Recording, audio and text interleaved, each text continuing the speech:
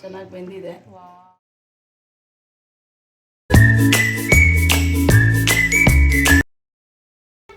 ಎಲ್ರಿಗೂ ನಮಸ್ಕಾರ. ಇವತ್ತು ಅಪರೂಪಕ್ಕೆ ಕರ್ಮೀನ್ ಸಾರು ಮಾಡ್ತಾಯಿದ್ದೀನಿ. ಅದನ್ನು ಹೆಂಗೆ ಮಾಡೋದು ಅಂತ ನೋಡೋಣ ಬನ್ನಿ. ಸಣ್ಣ ಉರಿಲೇ ಉರಿಬೇಕು. ಇದನ್ನು ಎಷ್ಟೊತ್ತು ಉರಿಬೇಕು ಅಮ್ಮ? ಒಂದು 10 ನಿಮಿಷ. ಅದು ಮಣ್ಣೆಲ್ಲ ಬಿಟ್ಕೊಡುತ್ತೆ. ಇದನ್ನು ವಾಶ್ ಮಾಡಬೇಕು. ತಲೆಯೆಲ್ಲ ತೆಗ್ದಿದ್ದೀನಿ ಕರ್ಮೀನ್ದು. ತಲೆಯೆಲ್ಲ ತೆಗ್ದು, ಯಾಕಂದರೆ ತಲೆಯಲ್ಲಿ ಮಣ್ಣಿರುತ್ತೆ ಜಾಸ್ತಿ, ಅದರಿಂದ ತಲೆಯೆಲ್ಲ ತೆಗ್ದಿದ್ದೀನಿ.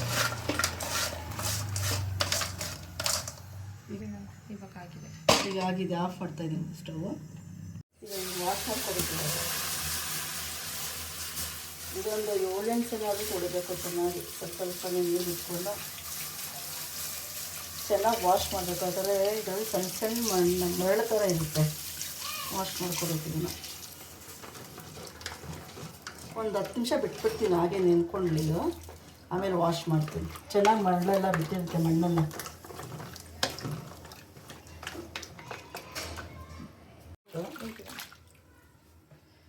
ಎಷ್ಟು ಗಲೀಜಿದೆ.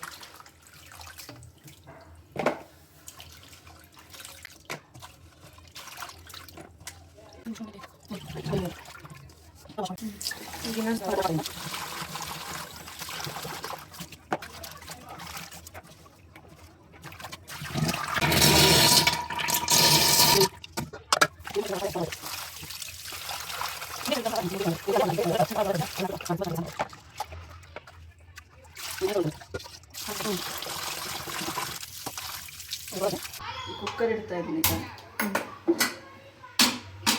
ಏನಕ್ಕಮ್ಮ? ಅವರೆಕಾಳು ಅದಕ್ಕೆ ತುಂಬ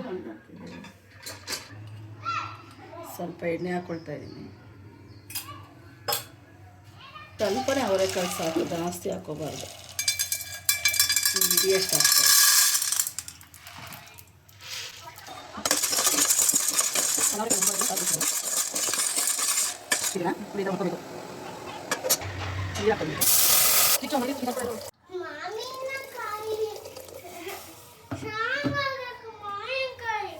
ಏನೋ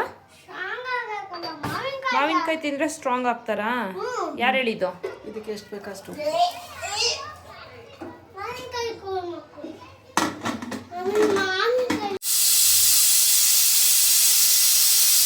ಕರ್ಮೀನ್ ಸಾರಿಗೆ ಮಸಾಲೆ ಹಾಕಿ ತೋರಿಸ್ತೀನಿ. ಸ್ವಲ್ಪ ಕಾಯಿ, ಸೊಳ್ಳಿ,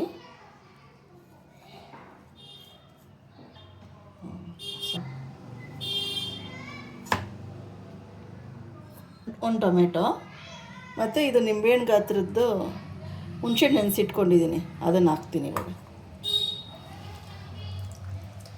ಇದಕ್ಕೆ ಹುಳಿ ಇದ್ರೇ ಚೆಂದ, ಅದಕ್ಕೆ ಸ್ವಲ್ಪ ಹುಣಸೆಹಣ್ಣು ಸ್ವಲ್ಪ ಜಾಸ್ತಿ ಹಾಕ್ತಾಯಿದ್ದೀನಿ. ಮೀನು ಹುಳಿಗೆಲ್ಲ ಹುಳಿ ಇದ್ದರೆ ಟೇಸ್ಟ್ ಚೆನ್ನಾಗಿರುತ್ತೆ.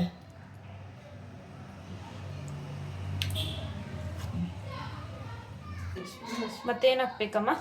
ಮತ್ತು ಸಾಂಬಾರು ನಾನೊಂದು 2 ಸ್ಪೂನ್ ಹಾಕ್ಕೊಳ್ತಾ ಇದ್ದೀನಿ.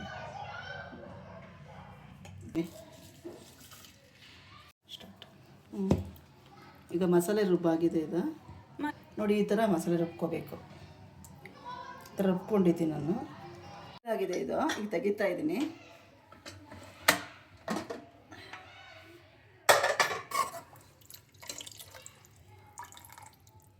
ನೋಡಿ ಚೆನ್ನಾಗಿ ಬೆಂದಿದೆ.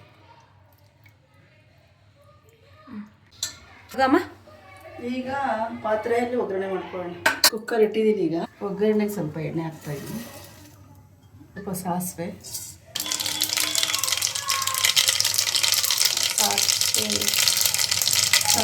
ಸಿಡ್ದಾಯಿತು. ಅದು ಸೊಪ್ಪು ಹಾಕಾಯಿತು. ಈರುಳ್ಳಿ, ನೆಕ್ಸ್ಟ್ ಈರುಳ್ಳಿ ಹಾಕಾಯಿತು.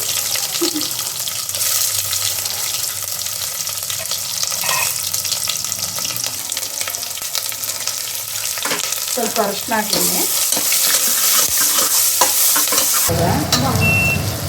ಈರುಳ್ಳಿ ಫ್ರೈ ಆಯಿತು. ಈಗ ಮಸಾಲೆ ಹಾಕ್ತಾಯಿದ್ದೀನಿ.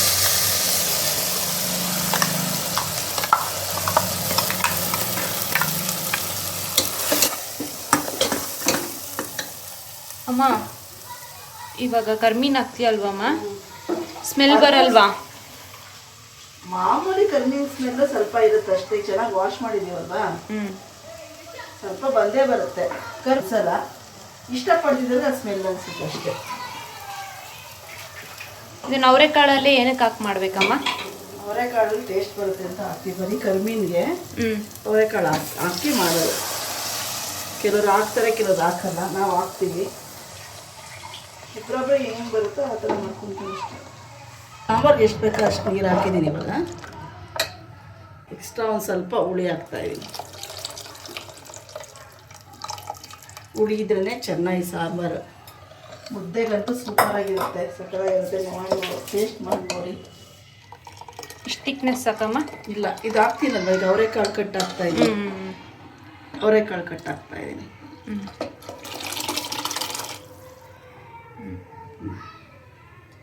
ಅಷ್ಟೇನಾ, ಮುಗೀತಾ? ಇಷ್ಟೊಂದು ಈಸಿ ನಮ್ಮ ಈ ಸಾಂಬಾರು? ಇಷ್ಟೊಂದು ಈಸಿನೇ ಮೀನು ಸಾಂಬಾರು. ಈಗ ಮೀನು ಸಾಂಬಾರು ಮಾಡೋದು ಈಗೇನೆ.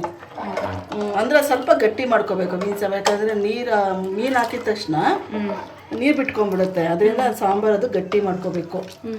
ಈ ನಮಗೆ ಕರ್ಮೀನ್ ಹುಳಿಗೆ ಈ ಥರ ಇರಬೇಕು. ಸ್ವಲ್ಪ ಉಪ್ಪಿನಲ್ಲಿ ಉಪ್ಪಿರುತ್ತೆ, ಅದರಿಂದ ನಾನು ಸ್ವಲ್ಪನೇ ಹಾಕ್ತಾಯಿದ್ದೀನಿ, ನೋಡ್ಕೊಂಡು ಹಾಕೊಳ್ಳೋಣ ಅಂತ. ಇದು ಸಾರು. ಕರ್ಮೀನ್ ಯಾವಾಗ ಹಾಕ್ತೀಯಮ್ಮ? ಕರ್ಮೀನು ಸಾಂಬಾರು ಚೆನ್ನಾಗಿ ಬೆಂದಮೇಲೆ ಕರ್ಮೀನು ಹಾಕ್ಬಿಟ್ಟು ಒಂದು 5 ನಿಮಿಷ ಅದು ಕುದಿ ಬಂದಮೇಲೆ ಆಫ್ ಮಾಡ್ಬೇಕಷ್ಟೆ. ಅದೇನು ತುಂಬ ಹೊತ್ತು ಬೇಯಿಸಂಗೇನಿಲ್ಲ. ಅಷ್ಟೇ ಕೊತ್ತಂಬರಿ ಸೊಪ್ಪು ಹಾಕಿದ್ರೆ ಸಾಂಬಾರು ಆಯಿತು. ಅಮ್ಮ ಕುದಿ ಸ್ಟಾರ್ಟ್ ಆಗಿದೆ. ಸಣ್ಣ ಮಾಡ್ಲಮ್ಮ?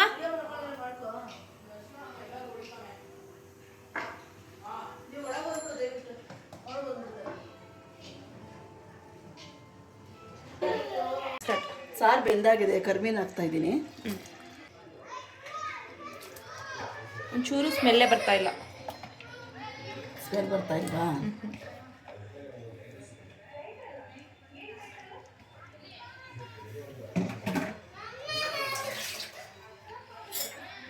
ಇದೊಂದು 5 ನಿಮಿಷ ಮುಚ್ಚಿಟ್ಬಿಟ್ಟು, ಸಣ್ಣ ಮಾಡಿಬಿಟ್ಟು ಸ್ಟವ್ ಮುಚ್ಚಿಟ್ಬಿಟ್ಟು ಒಂದು 5 ನಿಮಿಷ ಬೆಂದರೆ ಕರ್ಮೀನ್ ಸಾರು ರೆಡಿ ಆಗುತ್ತೆ.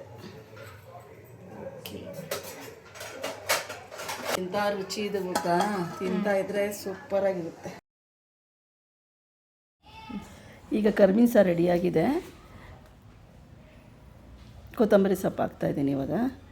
ಈ ಸಾಂಬಾರು ಮುದ್ದೆಗೆ ತುಂಬ ಚೆನ್ನಾಗಿರುತ್ತೆ. ಮುದ್ದೆಗೆ ತುಂಬ ಚೆನ್ನಾಗಿರುತ್ತೆ. ಒಂದು ಸಲ ಟ್ರೈ ಮಾಡಿ ನೋಡಿ, ಹೇಗಿದೆ ಅಂತ ಕಮೆಂಟ್ ಮೂಲಕ ತಿಳಿಸಿ. ನೆಕ್ಸ್ಟ್ ವಿಡಿಯೋದಲ್ಲಿ ಸಿಗೋಣ. ಅಲ್ಲಿವರೆಗೂ ಥ್ಯಾಂಕ್ಸ್ ಫಾರ್ ವಾಚಿಂಗ್.